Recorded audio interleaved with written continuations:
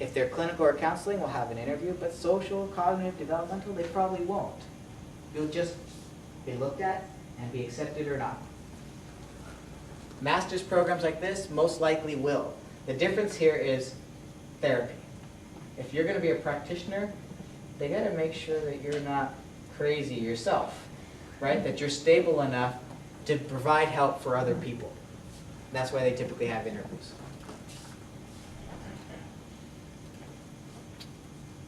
MSW programs, again, same sort of relationship here. Less emphasis on some of these GPA and GRE scores.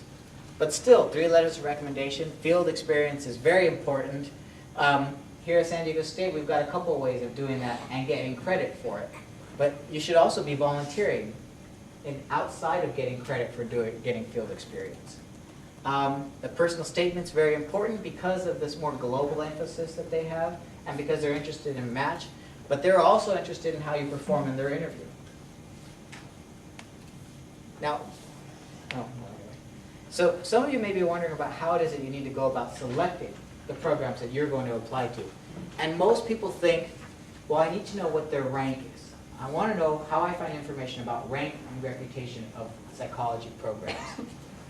And I can tell you that there is a place to find that information. National Research Council actually, here's a website where you can find the rankings, actually keeps that information, has some criteria, and ranks all the graduate programs in psychology. There are a couple of problems with that ranking system, though. And one is that oftentimes they're ranking psychology programs as a whole, at all of the sub-disciplines that are in a psychology program. So for example, ASU gets ranked, but it has a clinical psych, social psych, developmental psych, and a cognitive psych program. And those are all separate programs, but they're getting lumped together in this ranking system. That's one problem. There are other ranking systems that are, sort of parsed out for the specific kind of programs, but then they get into a different issue. And that's that you didn't come up with the criteria for this ranking system. Someone else did, right? And so what I actually suggest that you do if you want to research and find the right programs for you is that you figure out what your criteria are. What's important to you from a graduate program? What do you want to know? That it's prestigious? Figure out a way to find that information. You want to know that it's close to family? Well, that's easy to know. You want to know that they would support you there? Find that information. You want to know what their emphasis is on? Research this information and figure out how important each of those things are to you. You can actually turn this into a number very easily and create your own ranking system. The bottom line here is do the research for yourself. Don't rely on the shortcuts. Don't rely on the rankings, on the sort of, everyone says this is a good school. Well, it might be a good school generally speaking, but it might not be the right school for you. And just to give you a sense for what this stuff is, this is just a sample timeline for the graduate school application process, okay? It's just a way for you to figure out about how long it takes to get prepared for this. And this is not the way that everybody has to do it, okay? But if you want to start school in the fall of '07, you have to understand that most of those applications are actually due in winter of '06. And if that's the case, then people who are reading those applications are only looking at stuff that you did before that. So if that's the case, this is actually the semester when you're doing most of your work. Gathering those applications, writing your letters or your personal statements, getting those letters of recommendation. You probably don't want to take 18 units this semester. But you're also doing other things to prepare as you lead up to that semester. Okay? Now, want to find more information about this? This Psychi article kind of breaks it down for you, but they list a lot of other resources. And some of these are really good step-by-step resources for preparing yourself for graduate school. I recommend that you look into these. In addition, of course, there is the APA Graduate Study in Psychology book published by APA, available in our advising office, and a lot of different resources on our website. I think that was on here, but it just went away. So what I'd like to do now is, if I went through quickly through any of this stuff, if I if I ignored one of your questions from before, or if you have some particular issues, you need to ask them now. So let me see if we have any questions. Yeah. Can you apply to two different programs at the same exact school? Okay. In some places, that's a problem, and it depends on the structure. Her question was, can you apply to two different programs at the same school? If they are programs that aren't related to one another, but they happen to be at the same school, then most likely the answer to that is yes. However, if they are programs within a department, for example, the clinical psych PhD program in the psych department and the social psych PhD program in the psych department, most likely you won't be allowed to do that. So you have to look that up for yourself. And it will do you a disservice to do that, because these are all the same people in the same department. And one of their criteria is to figure out whether you're dedicated to this particular discipline. And if you're applying to two different programs in the same department, they're going to wonder whether you're serious about saying, and I really want to be a clinical psychologist, and in your next statement, and I really want to be a social psychologist, right? So it does you a disservice in that case. When do you need to decide your subdiscipline, and can you change it? You need to decide it when you have offers, at a minimum, or at the latest, I guess I should say. But I have to tell you, when I was applying to graduate school, I was still a little torn between PhD programs in IO psychology and PhD programs in social, mostly because the research that I was interested in kind of spanned the two. I was interested in how people think about stereotypes. I was thinking, in personnel selection, that's kind of good, but also just generally, the classic social psych, that's kind of good too. So I applied to both. I didn't make up my mind until I only got a good offer from a social psych program. But I'm talking within a pro. If I know I want to go in IO, but there's 18 different things you can do, and I'm not sure whether I want to do communication or personnel selection Do you mean with your career? with my career. Then I would guess that they're most likely not interested in having you pick what you're going to do for the rest of your life. They're more interested in how you're going to spend your time as a graduate student. Okay. And that's easier to do. There's a question here. Yeah? If you're applying just for like a master's, like MFT, do they give stipend or company TA also? It's possible, but my experience is that it's a lot less likely that those opportunities are available than they are in PhD programs. It's not that it won't be there, but I just know that it's a little less likely. So what you need to do is, when you're applying to specific programs, ask about that. Ask about whether this is a program that has those kinds of opportunities. And it could be that maybe the MFT program itself doesn't, but the graduate college does. So there could be other opportunities for you. Is it true that it's kind of looked down upon to get your undergraduate and then go to graduate school at the same university? It's an interesting question. It comes up every year. The most that I can tell you about that is that from the perspective of an admissions committee, what they're interested in doing is having a really good incoming class. And a incoming class that looks good in a lot of different ways. And one of them is in terms of diversity. So, not necessarily, but they may not be looking to just simply recycle their students through their programs. Also, there is an implication that if you stay the same school, let's say for your undergrad, your graduate work, and then you try to find work there, even though it wouldn't necessarily be true, there is this underlying current of, well, why wouldn't this person branch out? And have they been limiting themselves? Or have people been giving them breaks along the way? So in a lot of ways, our faculty members are trying to do you a favor by not considering you as much as they would someone from outside. So they don't want you to look like that when you graduate. This is more important for PhD programs than it is training programs in the helping profession.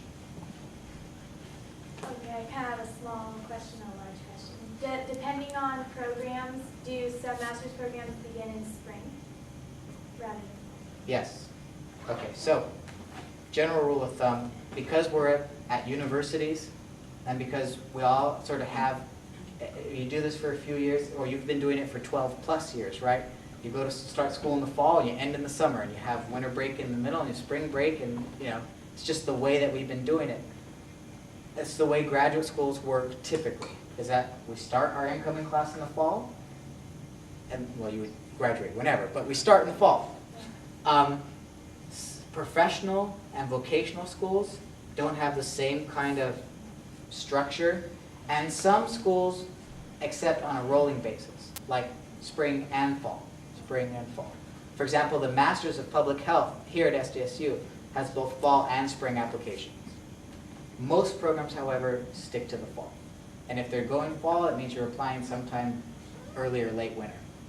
So what is your take on taking, say, a year off between undergrad and? My take is that it depends on what's going on in your life. When you apply to a graduate school program, and someone looks at your CV and they see that you graduated with your BA in a certain year, and it was a few years ago, they won't necessarily say, what's wrong with this person, if you accounted for that time, right? So for example, in your personal statement, you talk about how after you graduated, you weren't sure what you were going to do, but then you started volunteering for the neuroscience lab because you thought it was interesting, and that turned into this, which turned into this, and then you realized you had to go to grad school. So, or you decided you weren't ready for a PhD program, so you decided to get more research experience so that you would be ready. These are not bad things, these are good things. They say that you had the maturity to understand and take a self-assessment and know that you needed to take the time off to do that. It doesn't necessarily mean it's a bad thing. Yeah. Sometimes when you're applying to things, the more you apply, the more different places you apply, the more likely you'll be accepted. Is Yes. this true for grad school? The more grad schools you apply to, the more likely you'll be accepted somewhere? Yeah, it's basic probability. So that holds true for this. That holds true. I mean, especially for PhD programs, when we're talking about, factors beyond your control that will vary randomly from school to school. So if your sample of possible graduate schools is 4, and it so happens that those 4 possible mentor matches aren't taking students that year, you don't get any offers. If your pool of graduate schools is 10, the likelihood that everybody you're interested in working with isn't taking a student decreases. So it increases the likelihood that you will get in. Basic probability. More is better. Do most have online applications? Or Most do. Most do. Most Like- do, but I couldn't tell you which do and which don't and what that depends on. Okay. Sometimes it just takes a really good administrator to go in and say, what the heck are we doing with this paper and pencil stuff? We need to get online applications. And some are so traditional that they just don't bother doing that. I don't suppose you know how the UC system works. PhD programs are independent bodies. Independent So body. for me to say the UC system would be a misnomer. Okay. It just depends on the individual Yes. college. Yep. If you were to take a break, would it be best to take it right after undergrad, or to get a master's and then take a break and apply to PhD, or does it make a difference? I don't know that I could tell you what would be better without knowing what's going on in your life. Like the earlier questioner, you asked about probability. I'm kind of interested in, you mentioned also relocation, and chances are moving out of town is going to increase your chances of getting accepted. I guess I want to take that a little bit further and ask you, if you select schools where they're demographically located sections of the United States where people don't want to live, do you think they have a high selection rate? Oh, yes. Yes and no. Yes. Although places that are remotely located but have really good reputations do get a lot of applicants, when it comes down to it, if the applicant, the student, gets an offer from place 1 that's remote but great school, and place 2 that's in LA and a great school, they're more likely to want to live in Southern California, and so go here. Unless it's like, I didn't like them and I liked them more, So generally speaking, yeah, I mean, that makes a difference. Schools that are in more metropolitan cities tend to have a lot more applications. And students tend to want to go there. So yeah, you're competing with less people if you're going more remote. But some of those schools that are in remote locations are top schools, and it gets balanced out because there's still a lot of people applying. So generally speaking, yes. If you get your pre-doctoral master's and you decide like not to go for your PhD, and you're like starting to look for a career, like do they look at you differently than if you have just a regular master's? Like are you like a PhD dropout? Like is it? No, it's not so much about that. What it is that you were trained to do something specific and not the other thing, right? So if you've got your master's in research, you were not trained to be providing therapy for people. And so you were not really competitive for those jobs. In fact, you don't have the minimum degree requirement necessary to be licensed to provide psychotherapy. You need a master's in counseling or social work, MFT, to be licensed to be a practitioner. And a pre-doctoral master's degree doesn't give you that opportunity. So it's more about that than it is like the perception. People who have the pre-doctoral masters are not considered PhD dropouts. PhD dropouts are. Yeah.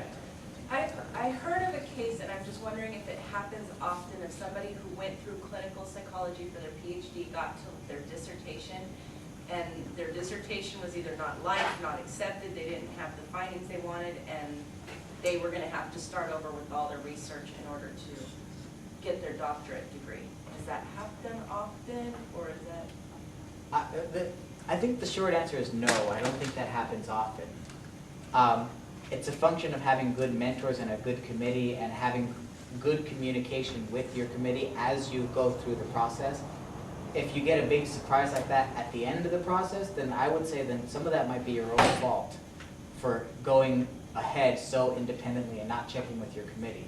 But what you're talking about is a situation that is more common, which is being ABD. ABD is all but dissertation.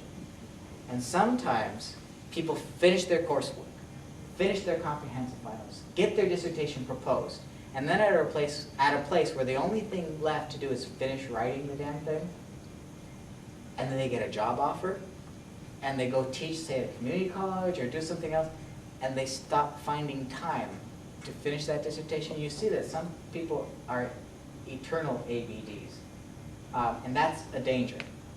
That's why some schools are saying we won't give you a job offer until you, or this job offer will be rescinded if you don't complete your dissertation. In fact, that's the kind of job offer I got. Because I was still in graduate school when I got this job offer. And they said, here's the offer, it comes with this much money, this much space, and you're going to get startup funds, da, da, da. Oh, and by the way, if you don't finish your dissertation, all that's gone. We rescind our offer. But I have known some professionals who can't say that they are PhDs because they never finished their dissertation. What are GREs? You know, I didn't spend a lot of time explaining that, and that was a function of not having a lot of time to begin with, but since you're asking, it stands for Graduate Record Examination. If you want the easiest sort of analogy to understand what it is, think of the SAT. It's like an aptitude test.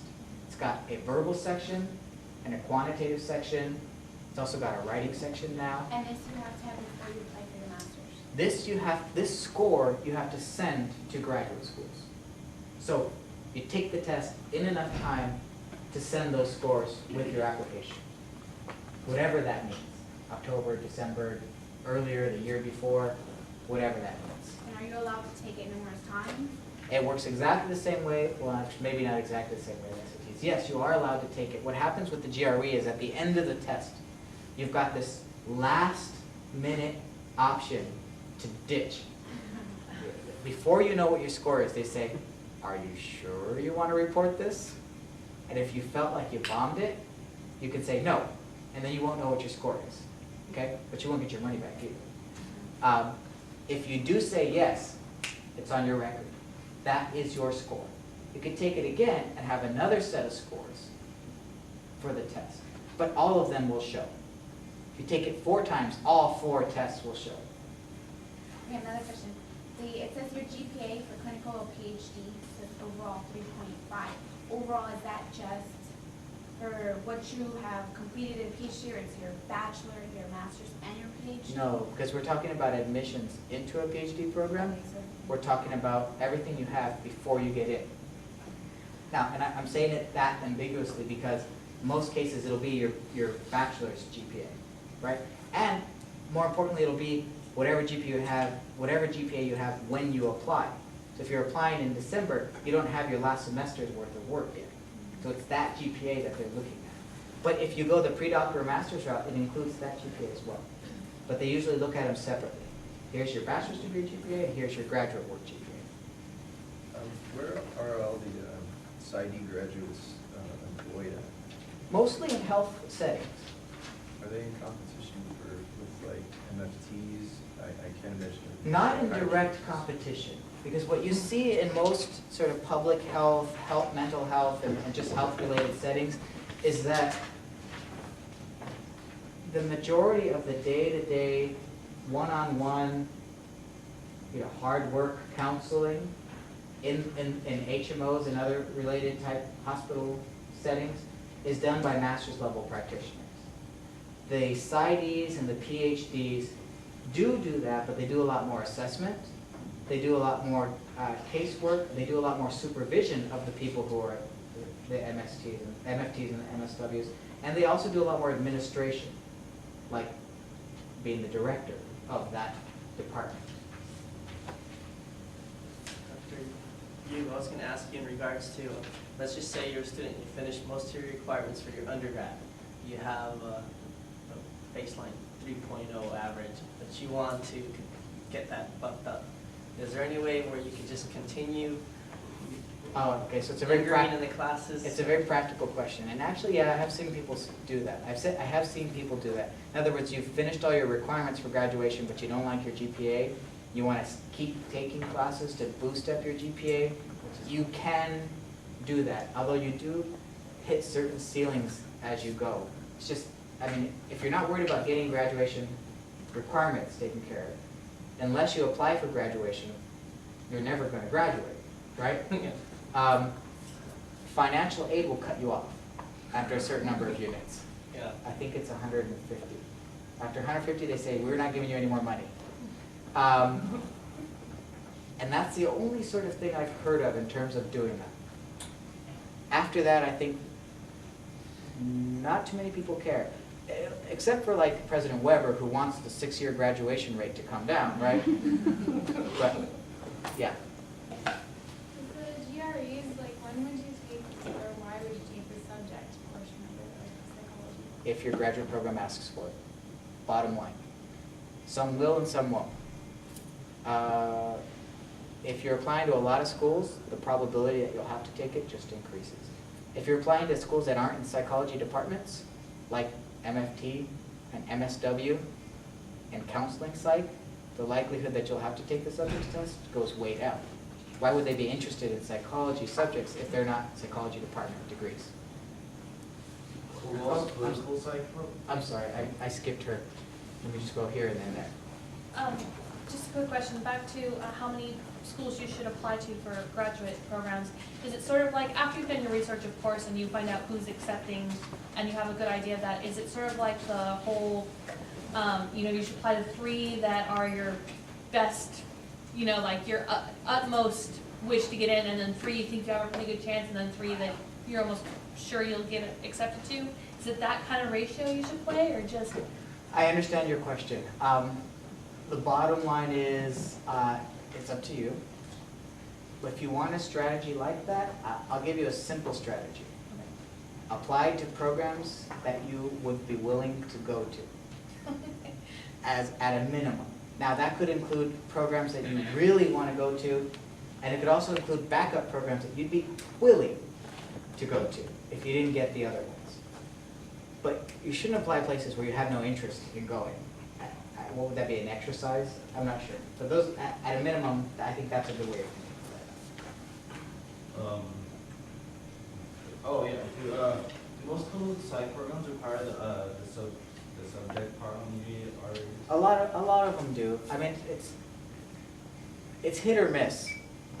I know that some programs think, well, what does that really tell us about an applicant? Nothing. But others are just so stuck to, you know, traditional notions that they would say, we need this. We need to know how much psychology this person knows. So, sorry to give you such a sort of non-answer, but No, I that's, understand what you're saying. yeah. It goes back to the, it depends. yeah, it does. I mean, this is where it's like, I'm gonna give you all this background information, and then it's up to you to do the research on the programs you wanna go to. Let's go here, and then here, and then here. Okay, for the GREs though, will the subject portion be like really good on that and then not so good on the regular GREs? Could that like maybe like add to it, like kind of just make it seem a little bit better, you know, like? This is the same kind of answer about, Oh, okay, that I'm sorry. gonna give him, but let me give you a little explanation in there.